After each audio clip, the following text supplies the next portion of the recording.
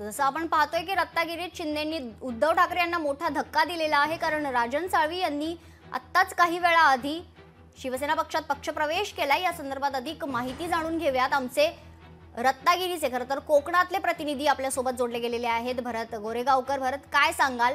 कोकणात कुठेतरी आता शिवसेना उद्धव बाळासाहेब ठाकरे पक्षाला मोठा धक्का मिळालेला आहे, कारण राजन साळवी यांच्यासोबत अनेक कार्यकर्ते आणि पदाधिकारी यांनी देखील आज शिवसेनेत पक्षप्रवेश केलाय। काय परिणाम आपण त्या ठिकाणी पाहतोय?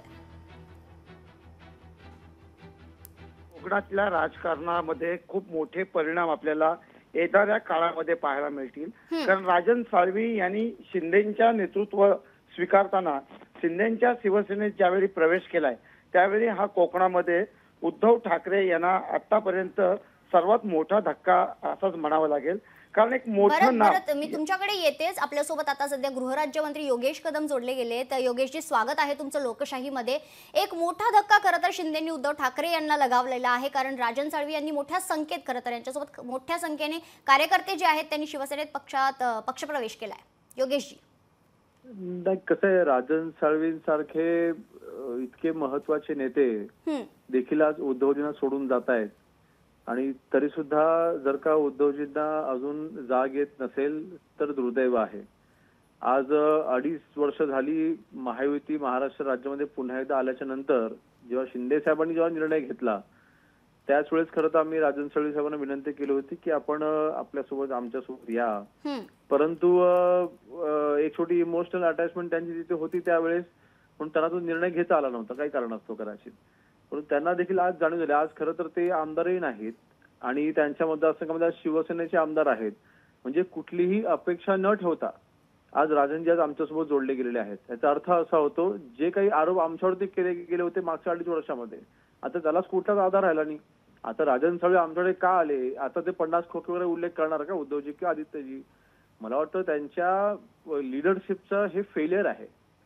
आज ते पक्ष नेतृत्व म्हणून महाराष्ट्रामध्ये काम करू पाहतात, परंतु त्यांच्या पक्षामधले असलेले असे महत्वाचे नेते जर का सोडून जात असतात, आणि कोकण आणि एक लक्षात घ्या, राजन साळवी साहेबांचा मतदारसंघ हा फक्त राजापूर रांजापूरचा सीमित नाही आहे। राजापूर रांजामधील अनेक मुंबईकर त्यांनी देखील आज शिवसेनेमध्ये प्रवेश केलेला आहे। हा इफेक्ट फक्त काही ग्रामीण भागापुरता किंवा राजापूर लांजापुरता समजू नका, ह्याचा परिणाम हा मुंबईच्या महानगरपालिकेवरती देखील चांगला होणार आहे। शिवसेनेची बांधणी आज फक्त ग्रामीण कोकणामध्ये जेव्हा आपण बांधणी बोलतो, शिवसेना बोलतो, तर फक्त ग्रामीण भाग नाही तर मुंबई देखील आहे, आणि ह्याचा परिणाम 100% आपल्याला मुंबईच्या महानगरपालिकांच्या निवडणुकांमध्ये देखील आपल्याला पाहायला मिळेल। आणि कोकण आज शिवसेनेसोबत आहे हे आपल्याला मागच्या विधानसभेच्या निवडणुकीमध्ये पाहायला मिळालं। येणाऱ्या महानगरपालिकांच्या निवडणुकांमध्ये देखील ह्याचीच पुनरावृत्ती आपल्याला होताना आपल्याला पाहायला मिळेल। निश्चितच योगेशजी, जसं तुम्ही सांगितलं, म्हणजे येणाऱ्या काळात आणखीन असे मोठे धक्के कुठेतरी ठाकरे यांना लागू शकतात का ऑपरेशन टायगर अंतर्गत? ऑपरेशन टायगर आमचं खरं तर ज्या वेळेला शिंदे साहेबांनी हा निर्णय घेतला आणि ज्या वेळेला उद्धवजींनी काँग्रेसची साथ धरली त्याच वेळेपासून खरं तर हे आमच्याकडे ओढा हा सुरू झालेला आहे। बघा, शेवटी आज मी पुण्यात हेच सांगतोय की शिवसेनेचे या महाराष्ट्रामध्ये काही बालेकिल्ले आहेत। मागच्या विधानसभेच्या निवडणुकीत सगळे बालेकिल्ले आम्ही काबीज केलेले आहेत, आणि अशा वेळेला कोकणामधील माझ्या मतदारसंघामधले असतील किंवा सामान्य उद्धवजींच्या मतदारसंघामधले असतील, रायगडमध्ये देखील अनेक नेते हे आज आमच्या कॉन्टॅक्टमध्ये आहेत, आणि परिणामी मुंबईमधील नेते, मुंबईमधील कोकणाचं नेतृत्व करणारे मुंबईमध्ये राहणारे देखील अनेक नेते आहेत, ते देखील आमच्या कॉन्टॅक्टमध्ये आहेत, आणि पुढच्या काही दिवसातच त्यांचे देखील तुम्ही नावं जर सांगू शकाल तर? मी आज नावं उघड करणार नाही, परंतु मुंबईमधील खास करून कोकणाचं नेतृत्व करणारे मुंबईमधील नेते हे नक्कीच आमच्याकडे काही दिवसांनी प्रवेश करतील। निश्चित। काही वेळा आधी राजन साळवी यांनी खरं तर त्यांच्या पराभवाचं जे खापर आहे ते विनायक राऊतांवर फोडलं होतं, त्या संदर्भात तुमची काय प्रतिक्रिया आहे? कसं आहे, उद्धवजींच्या बाजूला जी काही 4-5 टाळकी असतात तेच त्यांचा पक्ष चालवत असतात। मागील महाविकास आघाडी ज्यावेळेला झाली त्यावेळेला संजय राऊत असतील किंवा मग सुभाष देसाई असतील, मिलिंद नार्वेकर असतील, वरुणजी सरदेसाई असतील, सूरज चव्हाण असतील, हे 5 लोक आणि अनिल परब असतील, असे 5-6 लोक मिळूनच हे पक्ष चालवत असतात। तिथे 6व्या व्यक्तीला किंवा त्या पलीकडच्या व्यक्तीला तिथे विचारलं देखील जात नाही। आणि विनायक राऊतांसारखी व्यक्ती आज त्यांच्या कोकणामध्ये त्यांची परिस्थिती काय राहिली, स्वतः तर निवडणूक हरलेच, परंतु आज आमदार देखील त्यांना कुठला एक आमदार देखील त्यांना निवडून आणता आला नाही।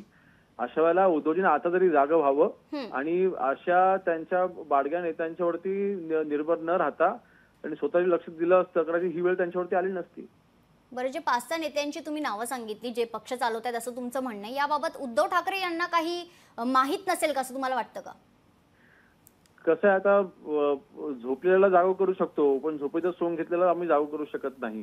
2.5 वर्ष आम्ही त्यांना किंबहुना मी सर्वात जेव्हा शिंदे साहेबांनी निर्णय घेतला, मी सर्वात तरुण आमदार होतो शिवसेनेचा आणि तशा वेळेला देखील मी निर्णय घेतला. याचं कारण एकच होतं की पक्ष नेतृत्व हे पक्षाकडे लक्ष न देता त्यांच्या वैयक्तिक गोष्टींकडे त्यांचं जास्त लक्ष असतं. आता याच्यावर मी जास्त काही खोलात जाऊ इच्छित नाही, परंतु नेते मंडळींवरती पूर्णपणे निर्भर राहणं हे ठराविक नेते मंडळीवरती आणि ज्यांनी पक्षासाठी खास्ता खाल्लेला आहे, ज्यांनी तिथे पोलिसांच्या 40-50 केसेस अंगावरती घेतलेल्या आहेत, अशा नेत्यांना बाजूला करायचं, अशा नेत्याला मोठं होऊ द्यायचं नाही आणि स्वतःच्या मला कोण कॉम्पिटिटर होईल असा कोण नेता तयार होऊ द्यायचा नाही आणि माझं जे व्यक्ती ऐकेल असेच नेते फक्त पुढे आणायचे. तीच नेता तर ह्यांना संपवत आहेत. मला आता तरी सामान्य उद्धवजींना विचार केला पाहिजे. बरं, आता तरी उद्धव ठाकरे यांनी विचार केला पाहिजे असं तुमचं म्हणणं आहे. धन्यवाद योगेशजी तुम्ही दिलेल्या तुमच्या प्रतिक्रियेसाठी. लोकशाही मराठी ऐका, पहा, जागरूक रहा.